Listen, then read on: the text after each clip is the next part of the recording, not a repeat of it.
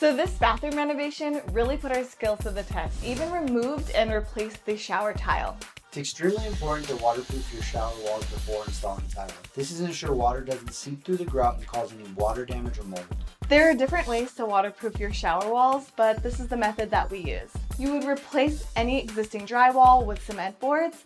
Then you would take a waterproofing membrane and apply it directly to the cement board. Once that's dry, you're ready to apply your mortar and start installing your tile. In order to get through the tile without cracking or breaking it, use a carbide drill bit attached to your power drill.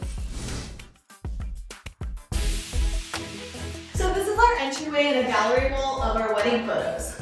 So we added the sconces to create a spotlight for these photos. There's actually no electrical running to these sconces. You take remote-controlled, battery-operated puck lights, glue them directly to a 3/4 inch threaded PVC plug, and once that's glued together, you just screw it directly into the light socket.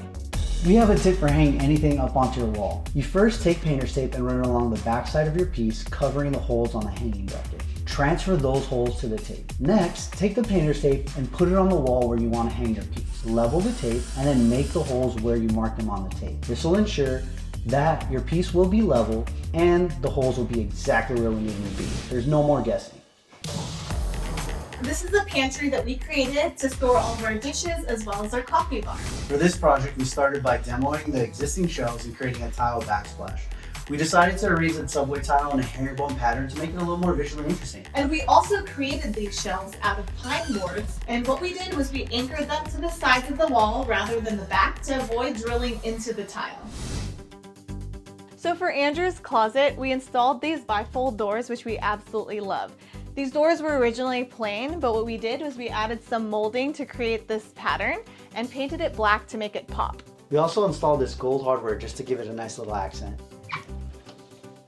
This closet originally had a wire shelf and a single closet rod, but we replaced that with this whole closet system. And whenever you're moving any type of shelving, it's typical to get holes that are left behind on the walls. It's totally fine. All you're gonna do is take some spackling, fill in those holes, and then you're gonna sand it until it's smooth, then paint it the same wall color, and you'll be as good as new. When we bought our home, we had no experience with renovations. Jessell didn't even know how to use a power tool. I have to say, we definitely improved over time.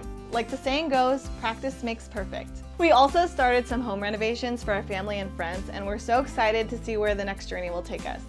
Thanks for visiting and hanging out with us at the Martinez Casita. We hope to see you again soon. Bye.